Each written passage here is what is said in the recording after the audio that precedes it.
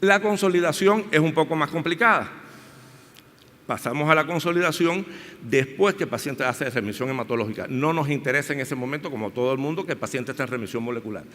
El arsénico lo usamos a la dosis habitual, pero en vez de diario, de lunes a viernes. Y lo usamos las semanas de la 1 a la 4, de la 9 a la 8, de la 17 a la 20 y de la 25 a la 28. O sea, como ayer comentaba con el doctor Eric Crespo, los meses impares. El mes 1, el mes 3, el mes 5 y el mes 7. Y usamos el retinoico a la dosis de 25 miligramos por metro cuadrado 15 días de cada mes. O sea, el retinoico sí lo usamos todos los meses durante 15 días.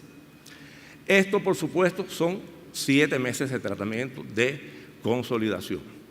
Una vez terminada la consolidación, ahí repetimos el mielograma y aquí sí hacemos estudios de biología molecular y el paciente tiene que estar en remisión,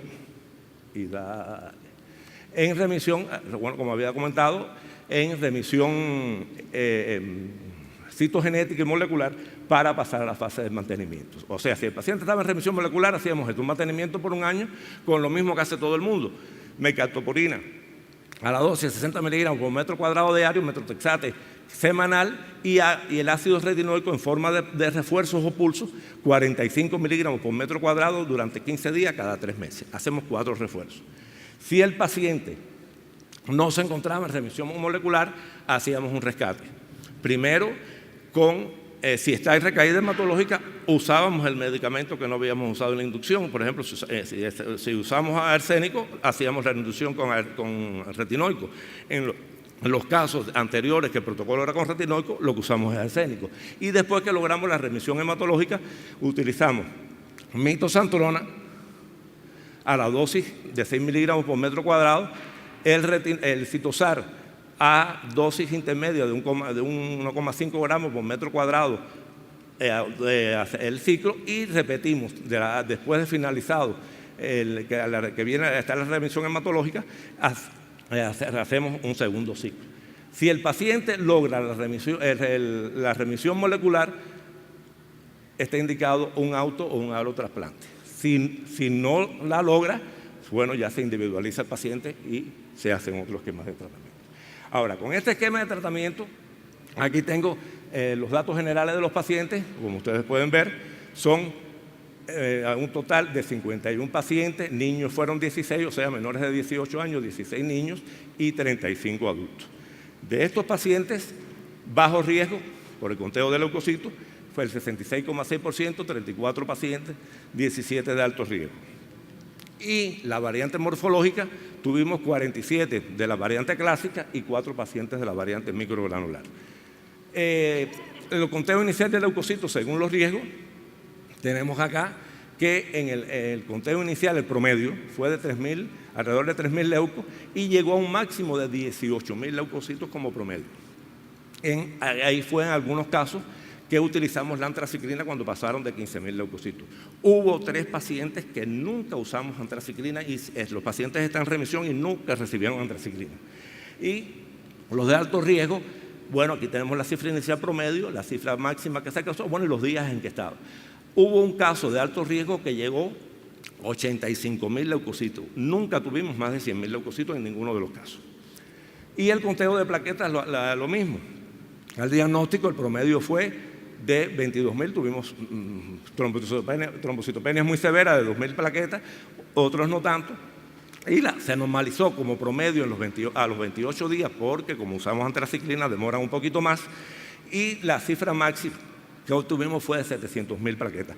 Nosotros seguimos la plaqueta porque el grupo nuestro fue el grupo creo que fuimos los primeros que detectamos que cuando hacíamos la inducción, se hace la inducción solo con ácido retinoico, puede haber trombocitosis. Y en algunos casos tuvimos, está reportado en British Journal, que llegamos a tener más de 1 millón de plaquetas. Y este conteo máximo fue un niño que tuvo 700.000 plaquetas, fue a los 26 días de tratamiento. La coagulación intravascular diseminada, 28 pacientes debutaron con coagulación intravascular diseminada para un 54,9%. Sí. Y tuvimos 5 fallecidos durante la inducción. 3 adultos y 2 niños. 1 paciente por hemorragia cerebral, 4 pacientes por distrés respiratorio, 2 por sepsis respiratoria grave y 2 por síndrome de diferenciación celular. Aquí vimos que solamente el 9,8% de los 51 pacientes perdimos. Ahora bien, de esos 58 pacientes, de esos 51 pacientes perdimos 5, nos quedan 46. Hubo 3 pacientes que tuvimos que sacarlo de protocolo por manifestaciones adversas, que les voy a comentar después, graves, que quedamos en un total de 43 pacientes. Y aquí tenemos algunos casos, como vemos, 16 pacientes el día 30 de tratamiento ya estaban en remisión hematológica. Después, el día 45, se sumaron 22 más, el día 64 y el día 91. Ese del día 90 fue una niña que los pediatras estaban nerviosos y decían, tranquilo, tiene que hacer la remisión molecular, la remisión hematológica. Aquí en estos pacientes del día 60 tuvimos un caso que era una leucemia secundaria porque el paciente 5 años antes había sido tratado por una enfermedad de Hodgkin. Las reacciones adversas que tuvimos, las principales, las puse en orden de frecuencia. La leucocitosis, de 43 pacientes, 40 tuvieron hiperleucocitosis. 3 pacientes no tuvieron hiperleucocitosis, que fue 3 casos de la forma clásica que no usamos antraciclina. La hepatotoxicidad estuvo presente en 30 pacientes, para un 69,7%. La hepatotoxicidad fue dada solamente por elevación de las transaminasas. Sobre todo al día, como promedio, fue el día 12, no fue una elevación que nunca pasó de triplicar la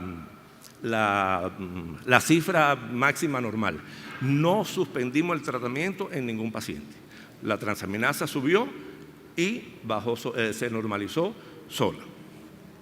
La cardiotoxicidad estuvo presente en 12 pacientes con prolongación del QT por cerca de 450 milisegundos. A 500 lo ponemos como alerta. Cuando llega a 500, suspendemos, y suspendiendo el tratamiento por 2 o 3 días. Cuando se normaliza de nuevo el valor, comenzamos el tratamiento. Aquí sí hubo 2 pacientes que salieron del tratamiento. De los 3 pacientes, 2 fueron por prolongación del QT, o incluso uno hizo inversión de la onda T, otro una arritmia, y lo sacamos. Dolores óseos fueron 9 pacientes solamente.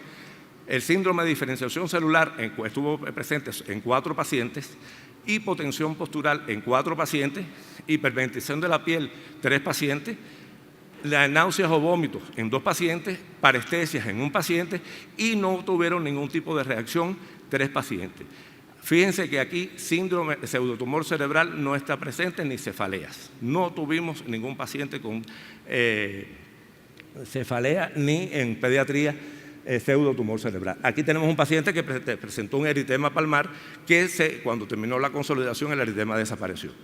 Ahora, uno de los objetivos era comparar el esquema de tratamiento del promelocítica, del LPM-03 del 2003 contra el arsénico.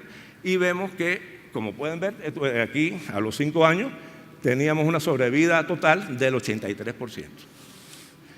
Con el arsénico tuvimos 51 pacientes y la sobrevida total, claro, no son a los 5 años, sino a los 3 años es del 90%. Los 43 pacientes, cuando yo te hice la presentación, incluso cuando mandé el resumen, ningún caso había hecho recaída. Tengo que ser muy honesto, hace aproximadamente un mes, una de las pacientes hizo recaída, hicimos la reinducción con retinoico y ya está preparada para empezar en los ciclos de mitosantrone. Entonces, una cosa que el costo de los tratamientos, que es preocupante. Al paciente en Cuba no le preocupa porque la medicina en Cuba es gratuita, pero al Estado sí le preocupa, por supuesto. Y hay un eslogan que dice que la medicina en Cuba es gratuita, pero cuesta, por supuesto, al Estado. El costo del tratamiento usando el ácido retinoico, esto es solamente el costo de las drogas antileucémicas. O sea, la inducción nos sale en 2.000 CUC. CUC es el peso convertible cubano. La consolidación un poco más cara en mantenimiento y el costo total es de 9.266 CUC, comparándolo más o menos puede ser dólares por paciente. Con el TOA, vean que la inducción sale en 194 cubos.